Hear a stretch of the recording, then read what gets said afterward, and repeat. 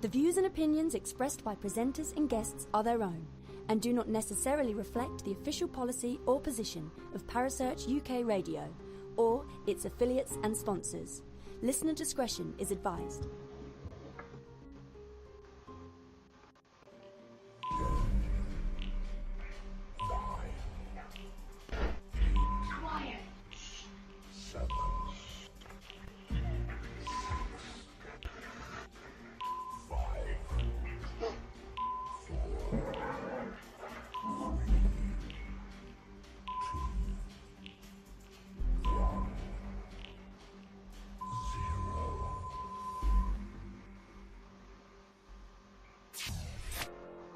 You're listening to Paranormal Concept right here on Parasearch UK Radio with your host, Paul Rook.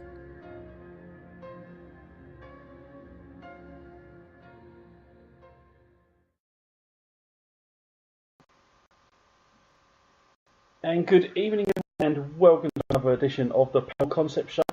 I'm currently sitting here under the flight path of the Stansted Airport, so if you get any planes going over, you'll probably hear them. I'm joined tonight by Andy McGrath. Hello, Andy. How you doing, Paul? How are you doing? Very good, very good. Just finished my London interview day with a very, very sticky, hot and non-air conditioned day. Yeah. But, you know, we hate all types of weather here in the UK, don't we? Regardless of season. That's it. Yeah. It's too hot for us, and next week it'll be too cold. Too cold, too rainy, too dry. Yeah, absolutely. Yeah, it's one thing we like moaning in this country. Yeah, but it's for really, just give us that extra moan. Yeah, exactly. Got to be done. We Got to be done. Put it in the Olympics. We should get for it. We'd win every year. Anyway, Andy, tell me a little bit about yourself. I know you from the Britian series you've done on YouTube. Yeah. How did you get the zoology part of paranormal? Well, I was always interested in unknown animal, out of place animals in our country, and other in the world. From when I was a young teenager, I liked clips and videotapes on TV, VHS, even Betamax, in fact, going that far back, and kept little newspaper clips and just kept on top of things. It was always a private study. I was a singer and musician for a long, long time, so it wasn't my main thing, and I used to get made fun of by the band members sometimes for this crazy interest in these Nessie and Bigfoot and whatnot. And I hit 40 2 years ago and said, you know what? Nobody's written a book about all of these different creatures together in Britain. Yeah. The unknown cryptid animals as well as the out-of-place animals like the big cats or wallabies and things like that. So let's just put something together, and then pop into my head the beasts of it. And that's it. I just started writing. I thought, I'll just write a few blogs. And first of all, I actually tried to make it a TV series. That's the first thing I did. I started contacting, cryptozoological researchers like Richard Freeman, like Carl Schuker, and asking them, I'm pitching a TV series. Would you be on it? Adam Davis. And people said, yeah, if it comes out, we'll have a look at it. And so I just jumped in fully from that point. Actually, I'm going to do this TV series. And of course, I didn't know anything about it. And somebody said, well, maybe you better write a book first, because, if you're trying to sell a series and you haven't got a book, you haven't got much leeway. And you don't know anything about television anyway, so why don't you do that? And I don't know anything about writing either, apart from songwriting. And I just started writing a blog, and I thought, I'll write this book in the form of a blog, and every time I do a blog, it'll guide me as to the chapter. I started researching, Nessie, the big cat, Black Shuck, things like that. And then I came across British Bigfoot sightings, mystery identifying cryptid sightings like pterosaur sightings in the Owlman and things like that. And I was shocked. I never really heard about a lot of these things, and the deeper I dug, the more I found out, and it turned into a book. In fact, I think the book's about 230 pages, and I had to bring it back from about 350 or something like that, just because it was too much waddling on. But I was interested. Yeah, I mean, the sequels I'm actually writing at the moment, and the beasts of other countries. So I've got two I'm writing simultaneously, and I won't say which countries they are, but that's the forward plan. Beasts of this country, beasts of that country, and so I'm just sort of beavering away at that at the moment, trying to do something reasonable. in quality. So what did have you visited the site of the Loch Ness Monster? I have, yeah. What did you think? Well, first on, it's a terrible research area because, it's very busy with tourists most of the year round. And it's a big place, so there's not tourists all over it. There's only a set amount of boat trips going on the loch. Yeah. But the loch itself, it's so, and it's just completely murky, from the surrounding runoff from the peat from the hills. You can't see anything. I know people have got good sonar contacts there and whatnot, but realistically, you're not taking a sub down and finding something. You're not going to have many mid-water sightings. Either the creature comes up and you see it and you have some good evidence, or you don't. And if you're trying to capture the creature in some way, well, it's got allegedly 700 to 800 feet of depth to escape you in murky water and 25 miles in a 25-mile long loch. So I think it's a terrible research area. I obviously, as a fan, I loved being there. Yeah. My expectation of seeing nothing was fulfilled, actually. And I think it's hyped up so much that just being there is enough for most people. It is. I mean, there's a strange thing about Loch Ness, actually. So there's got a very strange wave formation on it and these weird undercurrents because of the depth and the shape and the winds that could give you the feeling of seeing humps at certain points if you're inexperienced the way their water moves there. But actually it's something, it's what, average between 4 to 9, sometimes was it 11 last year, sightings every year. And I do think it's definitely has a presence. It definitely has animals in it, but it's just whatever they are. They don't generally tend to be around people as much as they can, and these sightings last maybe 8 seconds or more. Now there was a great one on the Loch Ness cam recently. That some guy in Ireland filmed from his computer, watching the Loch Ness webcam, and a couple of minutes of a huge black shape swimming across the loch, which could not have been a beaver or any other animal. That it was too big, basically. Yeah. But the camera quality is so terrible, you can't get anything here. And yet, this area receives, 200, 350,000 visitors every year. The local facilities are very poor. Even the research that goes on there is antiquated. It's an amusement park now, really, for what was once a viable research area in the 70s and 80s and before that. So I'm not into it. I would rather get to Loch Morar or one of the other lochs where you can see a little ways and get some good, well-funded research done. See, I I visited the loch, going back about 4 years now. Oh yeah. And yeah, you've obviously got all the trees and that overhanging the edge of the loch. Yeah. It's really good. Yeah. Look at any of those branches or anything just floating about in the water that people just at once think, hang on a minute, what was that? And then it rolls over and in a current and it disappears. There are lots of dead timbers apparently that have sunk into the loch that when the gas escapes they pop up. But I think people are seeing something, and one of the things about the issue with the way the waves move on the loch and the amount of visitors. So let's at a guess. Let's say it used to be 250,000. Let's say it's 300,000 visitors to the loch every year wanting to see something.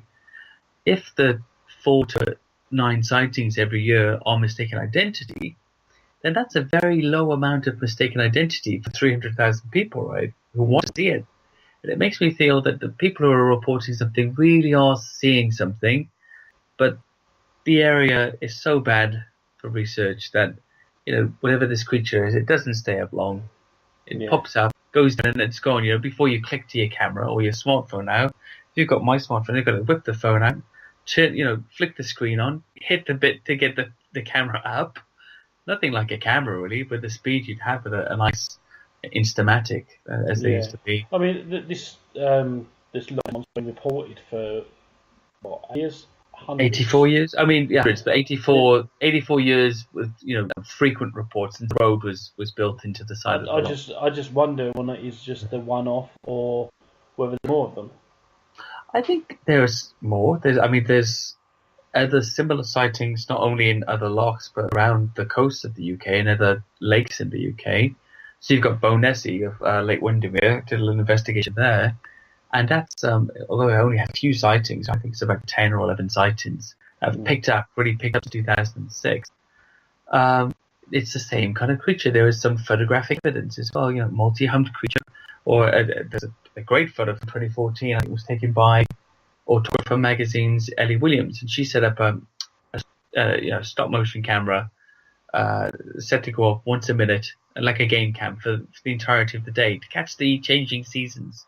I think it was autumn, and she gets the footage back into the day. She takes it back, and there's this huge humped animal, the big swan-like neck off in the distance, swimming in a loch, and there was nobody proved that photo. She had no interest in finding that photo, and neither did the magazine. They were testing a new camera. There was really no business. There was really no purpose for it to be faked. Yeah.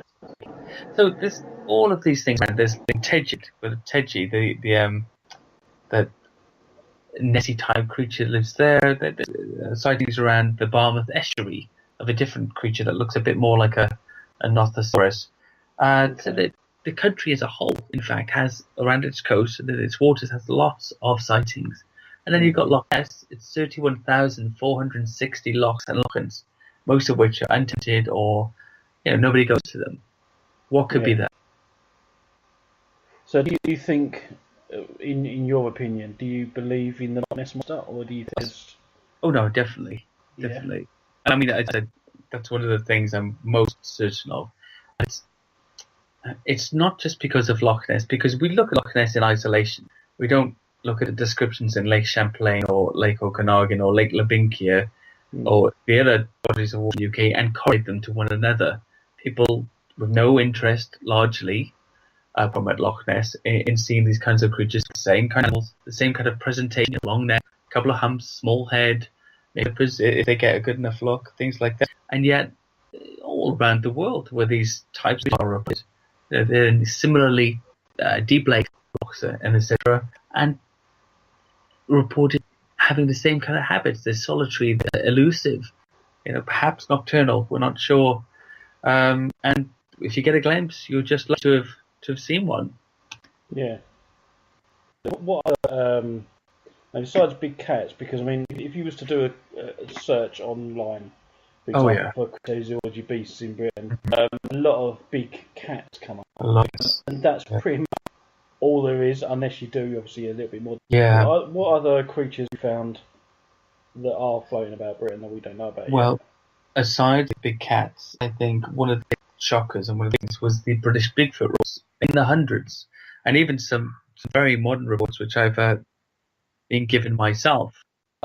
Again, very corroborative in detail to the North American Sasquatch, although on a smaller scale. Bipedal, man-like.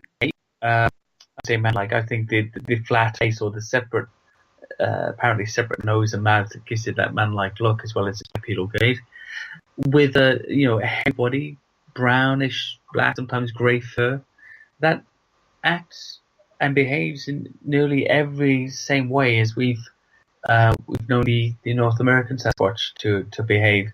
Now, for me, that was a big surprise. But then when you look into the history of the UK and Europe, and you see these church carvings of the woodwoes, the wild with the forest, these hairy giant men with the coned heads, and it does seem to say, okay, well, there seems to be some kind of folklore behind it, or trolls or something like that. Perhaps these animals that have lived alongside us or in our wild places for so long have just been ignored.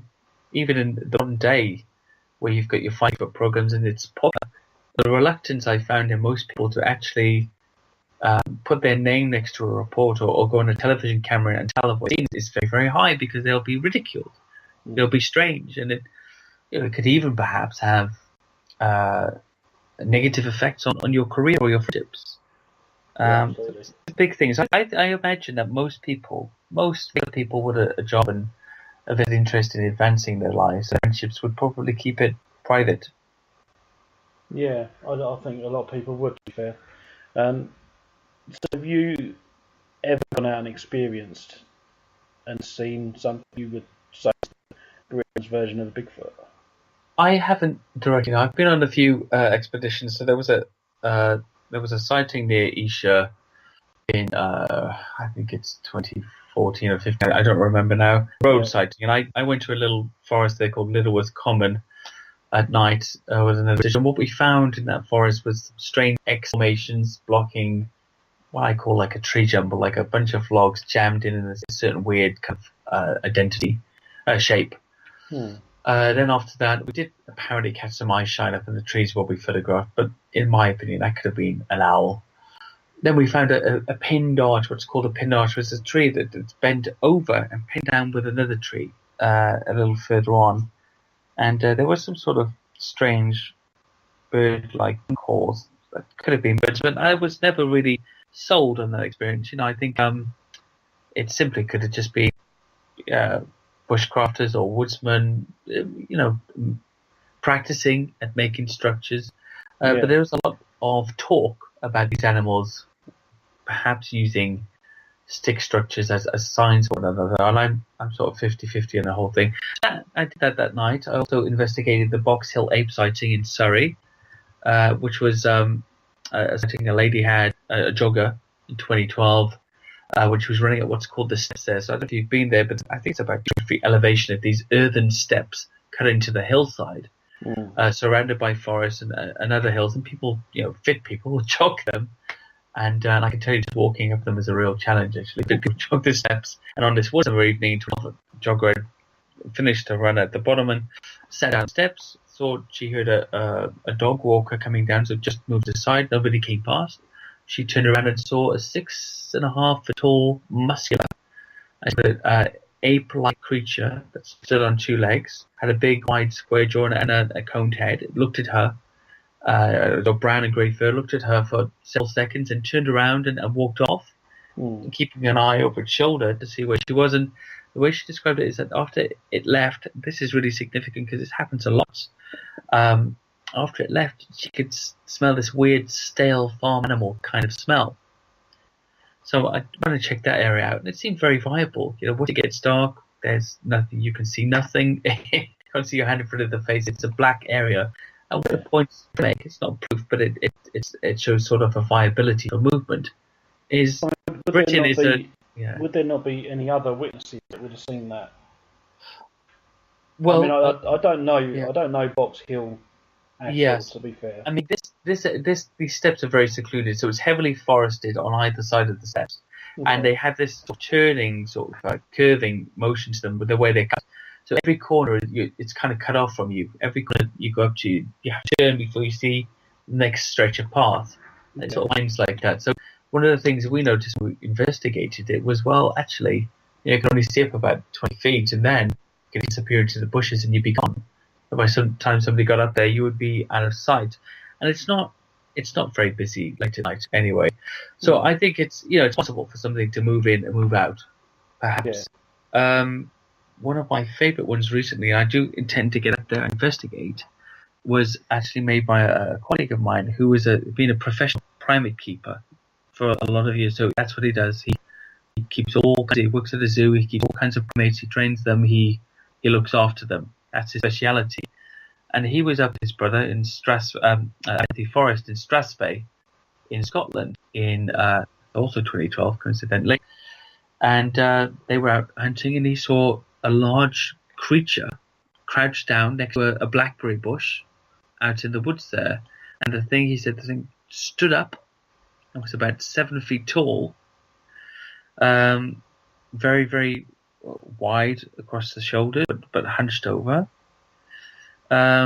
He thought, in fact, that the creature might have been around about 5'2", crouched down.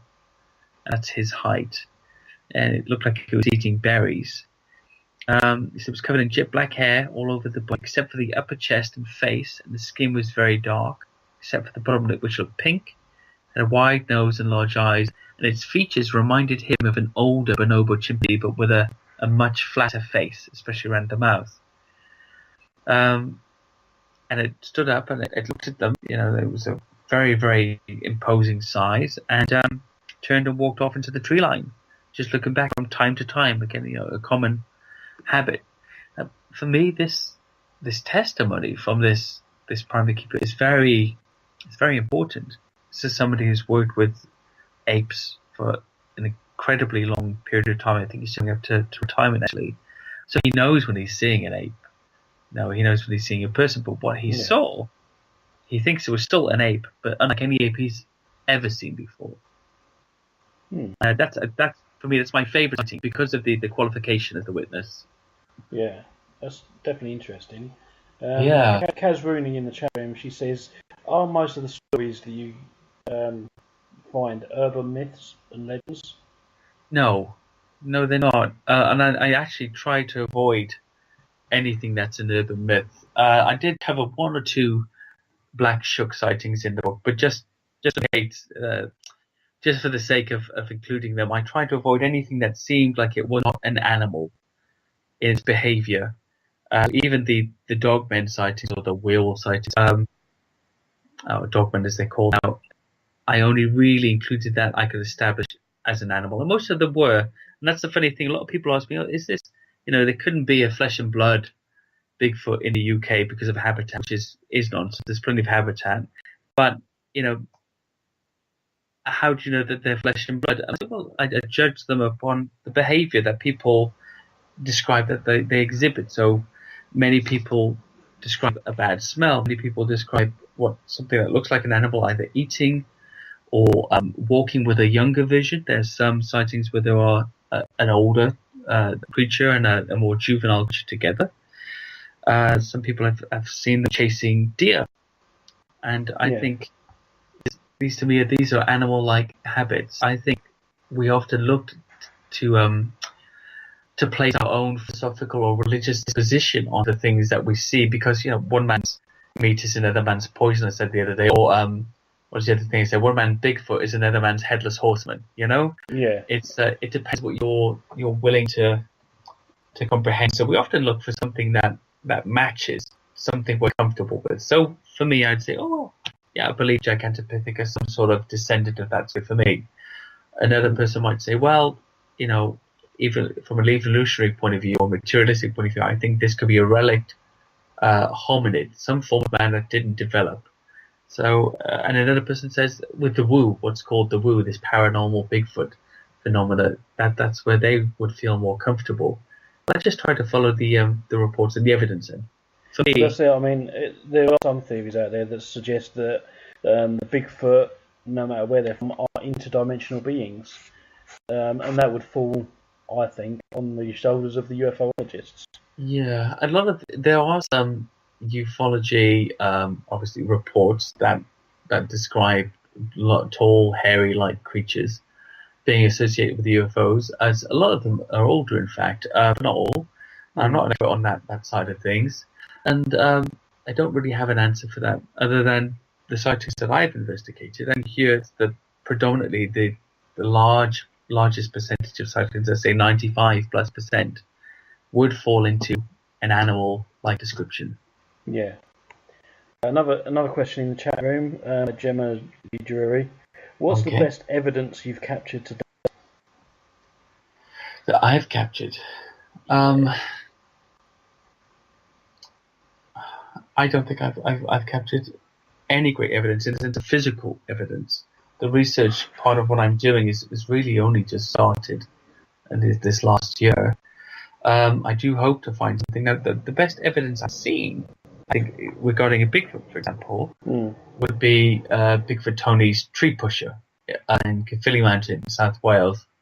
Something, as a Bigfoot researcher, he incidentally caught on camera. Now, he's a photographer and he's an analyst, and he analyzes film for everything. So what he's been doing with Bigfoot footage for so long is analyzing everything that people are capturing around the world and being critical about it. And he is following this trail, and he manages accidentally, at the time he didn't realize it, to capture this Bigfoot off in the distance. We think it's a Bigfoot pushing a tree. If it's not Bigfoot, it's certainly a very, very powerful big-built person that's able to do that. But that's an assumption. It's a Bigfoot. But I think that's the best footage I've seen so far. The best sound footage I've heard is Neil Young from Bigfoot Research UK, who's also featured on the Finding Bigfoot British episode, his infrasound recording. So he had an experience in Harwood Forest, which is his research area, with a colleague Well, they were, and this is about investigating infrasound and its possible use by Bigfoot or whatever the creature is. They were up there researching a very positive area. They'd had some results, and they had their recorder out, and suddenly they felt worried, afraid, and decided to leave the area and go to sleep in the car, which is not something they've done before. They're hardcore researchers. And when they returned in the morning, they had this infrasound register on their recorder, which is below 20 Hz, below hearing. And it was very amazing. I've got a copy of it. It's one of my articles. It's very intimidating sound, actually. So that's probably the best Bigfoot. With things like Nessie, I think the pictures and the film footage are very, very telling over the years. There's been so many examples of footage that could not be any known creature that we're aware of. Not an eel, not a sturgeon, not a seal, not a deer. Something very unusual, but something big. So you investigated, obviously, the UK. Yes. Have you been anywhere else in the world? Actually, in September, I'm due to go to the US, where I'll be speaking at Lauren Coleman's International Cryptozoology Conference. Awesome. And after that weekend, actually heading down to Lake Champlain with champ researcher Kate Elizabeth, and we're going to do a week-long or 5-day-long expedition on Lake Champlain to get a look for champ. And she's way over the years, she's had some pretty good clips and photographic proofs of champ and its existence there. She also does a lot of hydrophone research, and she's discovered sonar-like clicks being used within the lake that could only be compared to something similar to like a killer whale or some kind of mammal, as far as we know, but they're not the same. So her theory is that maybe these creatures use these things to navigate or communicate this sonar. And is that body of water to connect it to another part or the sea or something? There's a river, I think a river leads out, but it's very, very long. I think it's primarily cut off. I think for access it's cut off. Okay. But it's 157 miles long. And it did used to be connected to the sea, something known as the Champlain Sea, however many thousands of years ago, I don't know the figure. So I'm excited about that, and after I've done my little expedition with her, I'm going to head out to CryptidCon to speak there in Kentucky with the Find a Bigfoot guys and Bob Glimmer and a bunch of other great, really great speakers. I intend to probably be incredibly schooled by what the math they know and the little that I do. But yeah, we all learn anyway as it goes on. So it's just the same in the spiritual side of it as it is anywhere else. It's full of uncertainties, and we learn as we go. I don't think anyone can claim to be an expert. It's just not. There are no experts in it. I mean, from the cryptozoology side, people say, "Oh, you're a cryptozoologist," and I say, "No, I'm not. I'm a cryptozoology enthusiast because I'm not a zoologist to begin with, so I don't deserve the title of cryptozoologist. I don't have that training. I'm just an obsessed party who's taken up, taken up the mantle of willing idiot to find out if there's anything to it. And I'm still staying open-minded, but some of the things that I discovered for the book were really, really very convincing. And having done some work in the past in the courts, I wasn't a lawyer or a barrister, but I used to be a clerk for some of these big trials. And what I realised there is, what they're looking for is antagonistic witnesses that don't know each other to corroborate facts that they couldn't have communicated to one another. And what you find with the British Bigfoot sightings here and lake and sea monster sightings around the UK and mystery flyers and big cats and etc. is that that's exactly what's happening. People with no vested interest in the genre, who don't know one another, who haven't heard about it because Bigfoot is not a known phenomenon here, they're giving the same descriptions of all of these creatures all the time, and that in itself it's a form of evidence. It's not conclusive, but it definitely it's the smoke behind the fire, so to speak. But that's it. I don't think that we're ever going to get full percent. You actually lead a Bigfoot out of the forest something. Yes, exactly. It's not going to happen. Not for a long time yet, I don't think. No, I mean, I just think, first of all, nobody's out there looking for these things. And even with this recent DNA study of Loch Ness, this is a drop in the ocean. And this is a bunch of people very good at trialing out anything, but this is not a proper investigation. For a week or two, taking a few samples. There's no submersible drones patrolling the loch. There's no, underwater cameras staked out at all of the river mouths, which I would do, because nearly all of the Loch Ness sightings that are not mid-loch sightings are next to the inver villages, all of the river mouth villages, which, there's a lot of salmon and fish and trout there. So obviously they're moving out. It was the same in Lake Windermere, by the way.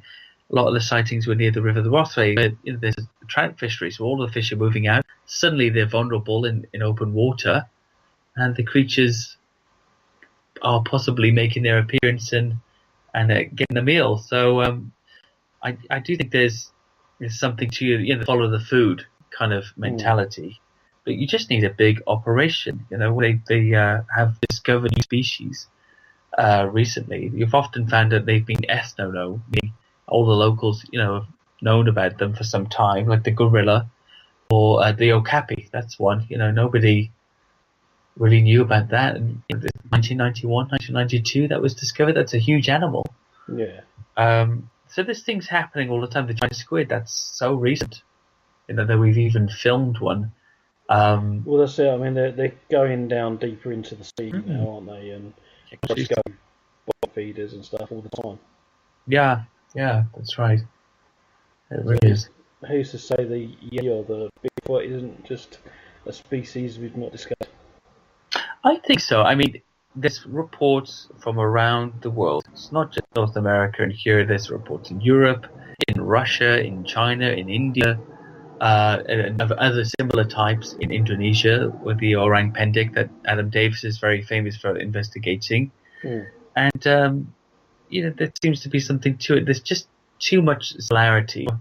All these disparate and unattached people around the world to make something up that's so similar to one another. It seems odd. Because nothing positive happens when you report a Bigfoot. You don't get fame. People either think you're strange, or people like me start harassing you for your story. So that's kind of what happens. Either you're inundated by odd researchers who just to put your story on their blog, their book, or whatever. They can't offer you any money. It's always poor anyway. Or the papers make a funny story about it, and you're ridiculed amongst your peers, and it doesn't seem to be a very positive environment for research or for finding out if there was really something like that in existence. I see a documentary regarding the Bigfoot, and I think they were going across the world.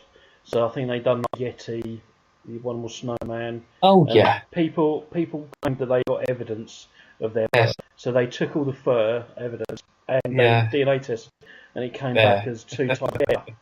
Yeah. What are your thoughts on that? Do you think that report is quite accurate? I think it is quite accurate, and I think in the Himalayas or Nepal or whatever they came from, the Yeti is being, and there's nothing up there. There's no commerce up in these areas. It's a harsh mountainous terrain that people generally don't visit unless they're tourists looking for this adventure tourism, and it's like to drag the tourists in. That's all I really think. Possibly the same with the Yeti skull and cap that used to be there. I'm not sure.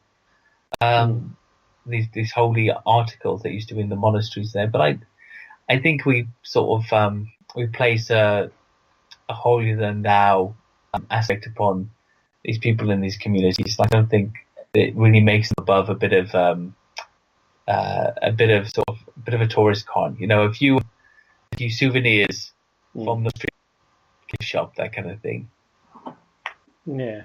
Have you ever heard of a case called the Datloff Pass?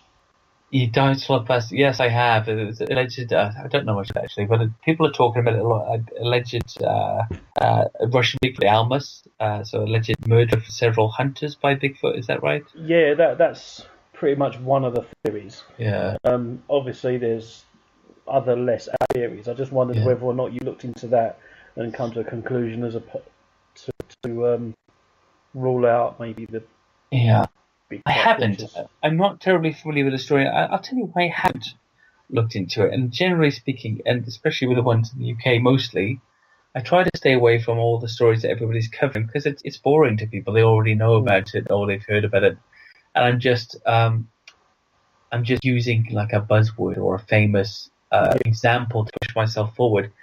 Almost in the case, for me personally, it's just my own point of view. I like to try to give people an example that they haven't heard before and one that hasn't been too covered, because I'm a newish writer and I'm sure there's a lot more experience and better researchers out there that was probably already done a better job of this.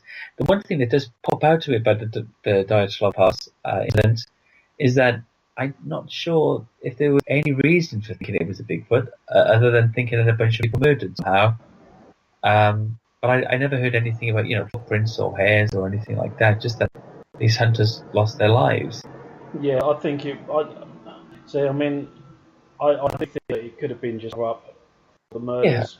And this is Russia, lost. after all. Exactly, a group of guys got lost, and then a few days later they're found all killed. And I just think possibly it's a cover up to make people stay away from that area. I think what it's done, it's drawn people into the tree. Well, it could be, it could just be bandits. And in some countries, more lawless countries or areas of those countries that are very lawless, I'm not saying Russia is all lawless, people who rob you will also kill you because you're a witness to the robbery. And the penalties for their action are very severe enough to make killing you worthwhile. And I wonder if things like that might comply with it, but I really don't know enough about it to speculate, actually. Yeah, no problem. Yeah, that'll be the next thing. I simply say, I heard you said the Diatlov Pass was just bandits. That's it, yeah. You don't know anything about it. Mexican bandits, that's it. We'll Mexican bandits on tour in Russia. Yeah, why not? That's right. Out of the cryptids and stuff from the USA, have you got a favourite? From the US? Because they've got some really strange ones. Strange things. I like the Loveland frog. Because I've not heard of that one.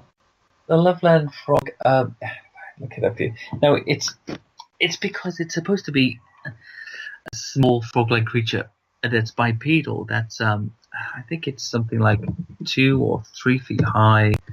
I'm just getting the details up again, and it's not a well-known cryptid, but it's a spooky thing. It's there's some okay. There you go, Loveland frogmen. That's great. So it's allegedly sightings. What about the sightings? Okay.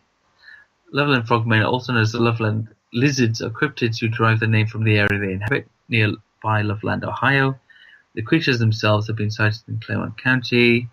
So it's had 5 sightings in 1955, 2 in 1972, 1 in 2016, and the 2016 sighting also has video evidence, but it looks like a hoax. I think it does look like a hoax, the 2016 one. So it's supposed to be like a reptilian, bipedal, frog-like creature that's been sighted by several people there. It's a weird thing, what could that possibly be? And apart from some unknown form of amphibian of some kind, or lizard. And I think there's lots of things like that out there. America's a huge place. The US and Canada, huge. Yeah. Apart from that, what do I like? I probably like the big bird sightings. Yeah. Down in Texas, I think that's kind of interesting. They've also got a lot of alleged pterosaur sightings there in the US, all about, but Texas and other places, Michigan too, I think. Not really interested in Mothman. Seems to have a lot of merchandise to go along with it. Yeah, a lot of people talk about the Mothman, and I think it is hyped up. They've even had like movies made of him, and like this the disaster that was attached with it and whatnot. I mean, I'm starting to get into some of these other sites now. I'm in touch with researchers all around the world, and in the US and Australia, and people have been really helpful, because essentially, and I'd like to say this, what I'm looking for from other countries is the sightings that you people, the locals, the residents of the countries know about. I might not be able to get you because of a language barrier, or just because it's local folklore and maybe hasn't been reported internationally. So if anybody does know of anything, come to my page, facebook.com/beasts of, or the Twitter page, and I'll be really, really happy to speak to you. Is that the Beasts of Britain? Beasts of Britain, yeah. Okay, cool. See, one of the creatures that I've been fascinated by, and I've even done a show on it before, the chupacabra. Oh yeah. I'm just fascinated by that, and I think I first saw that creature in an episode of the Fortean TV.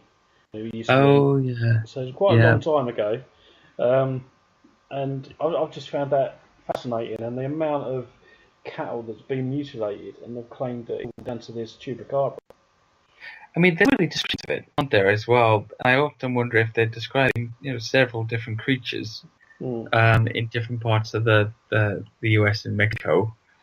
I'm not really sure about it. I mean, it could just literally be some sort of canid, some sort of unknown canine that's nocturnal and feeds in that sense, sucking the blood from different animals. Or it could be something else. I've seen it depicted as part dog, part kangaroo. Yeah. You get it depicted as, it's almost like a coyote type creature. Yeah. I think maybe that's all it could be. I mean, maybe there is a coyote running around out there that is a bit misshapen, or something like away from the norm that gives it this strange persona, basically.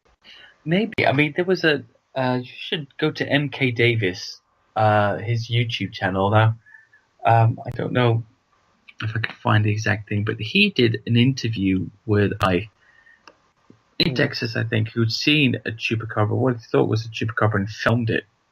Okay. And it was really a very, very strange looking creature, dog-like in a way, but still odd.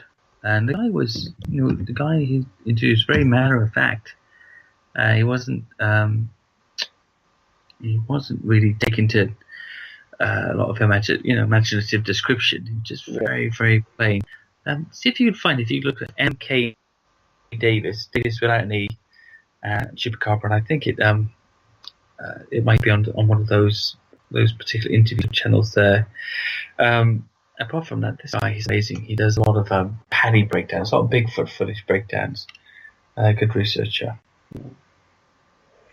Okay, I mean, I've often thought that with cryptozoology, it's like a study of the creatures haven't been discovered yet.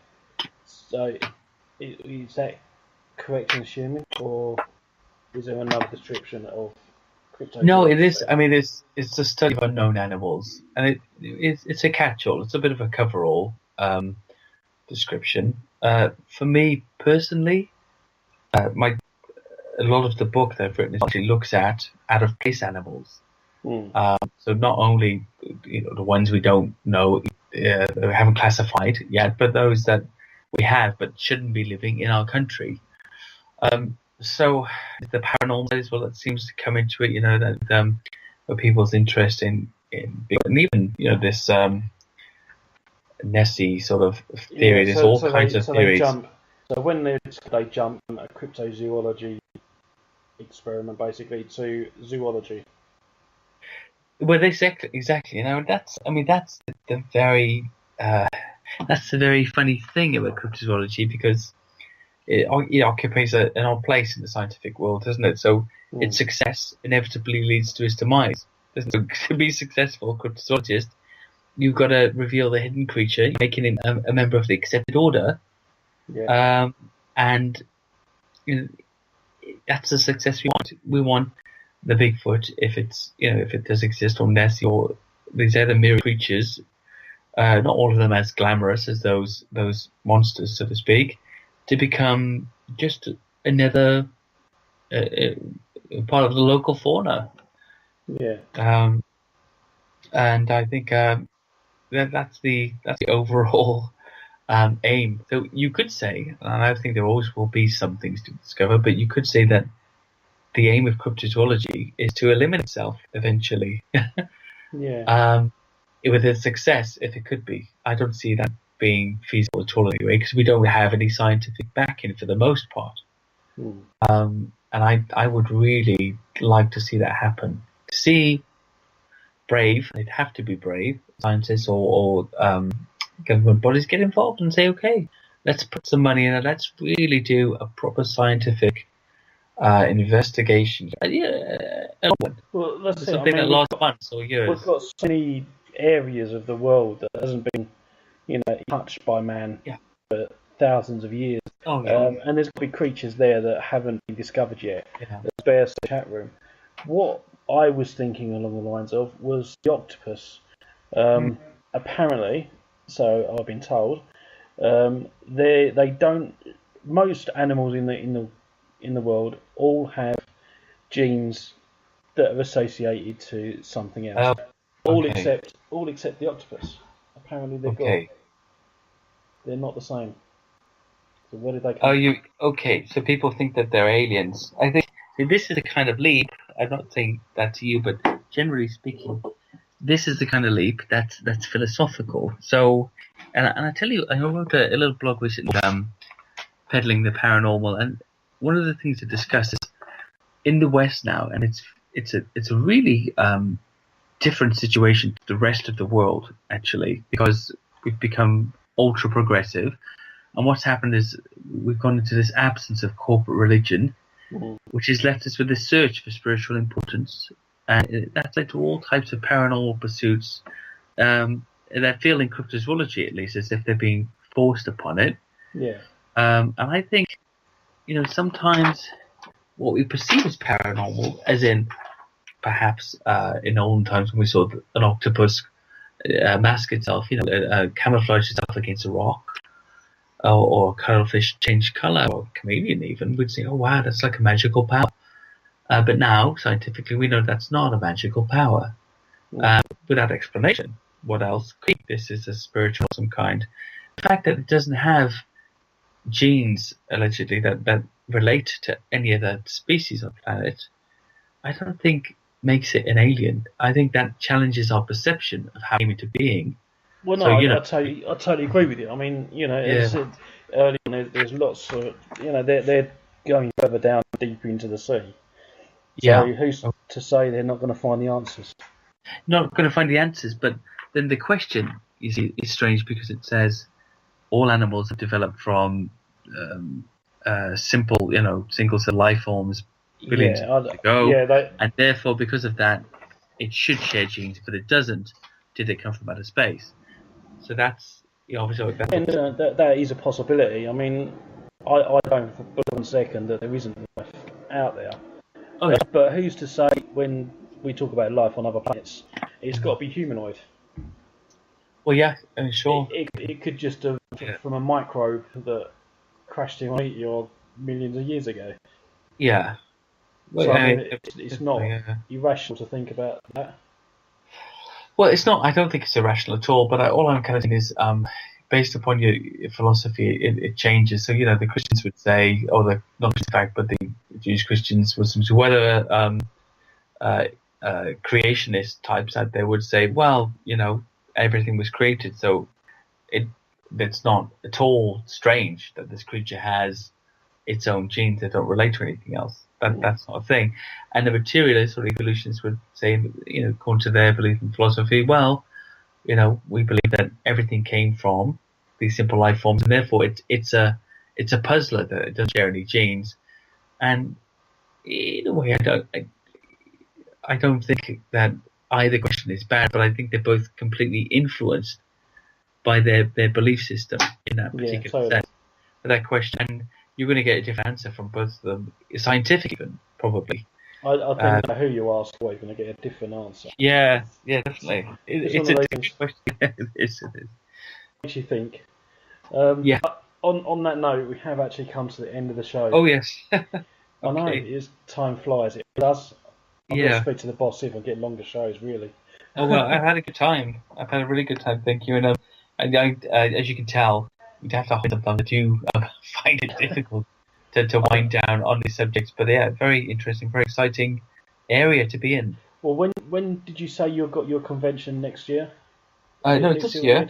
This September. Yeah, it's September the 1st and 2nd at Portland, Maine. That'll be the International Cryptozoology Conference. I think there's still a few tickets. And then 8th and 9th of September in CryptidCon in Kentucky. Lexington, Kentucky, I think. Frankfort, sorry, Kentucky. Fantastic. So if anyone get out there to go to the convention, it's going to be an amazing one. I'm gutted that I can't make it. Please do. But I mean, if you want and you're free afterwards, and when you're back to normal stuff, come back on the show and talk about the convention and your investigation that you've done afterwards. I'd love to. I'd really love to, Paul, and thank you for having me on. Thank you very much. No, it's been a pleasure having you on tonight.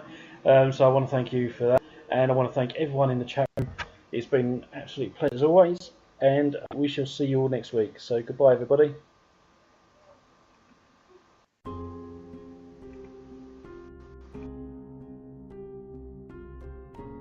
Thank you for listening. Don't forget to join us for more shows throughout the week. Find us on Facebook, Twitter, and the World Wide Web to keep up to date with all the shows right here on Parasearch Radio.